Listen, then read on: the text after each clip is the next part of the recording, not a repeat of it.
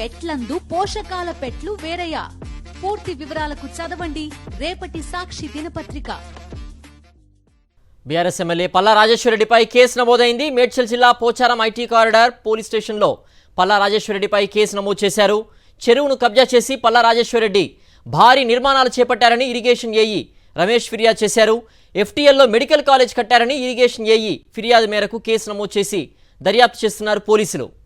మరింత సమాచారం మా ప్రతినిధి సుస్మిత అందిస్తారు. సుస్మిత, పల్లా రాజేశ్వరరెడ్డిపై నమోదైన కేసు ఏంటి, అలాగే ఎఫ్టీఎల్ ఉల్లంఘన చేసి మెడికల్ కాలేజ్ నిర్మాణాలు చేపట్టారంటూ కూడా ప్రముఖంగా వినిపిస్తోంది.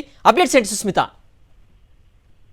సిద్ధు, మనం చూస్తున్నాము హైడ్రా ఎక్కడైతే అక్రమ నిర్మాణాలు చేపడుతూ ఉందో అక్కడ పూర్తిగా కూడా నిర్మాణాలను కూడా కూల్చివేసిన పరిస్థితులు మనం చూస్తున్నాము. అయితే ఎక్కడైతే చెరువుల పైన అక్రమ నిర్మాణాలు చేపడతారో ఖచ్చితంగా కూల్చివేసినారనే సమాచారం కూడా అందడంతో కూడా కొంతమంది ఫిర్యాదులు చేస్తూ ఉన్నారు, ఎక్కడైతే కబ్జాలు చేస్తున్నారో.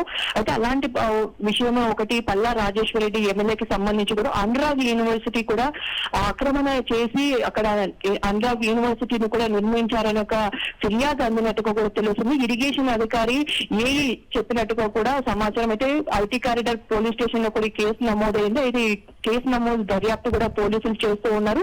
ఏఈ ఇచ్చిన సమాచారం మేరకు అనురాగ్ యూనివర్సిటీ చైర్మన్ గా కూడా పల్లా రాజేశ్వరరెడ్డి వ్యవహరిస్తూ ఉన్నారు.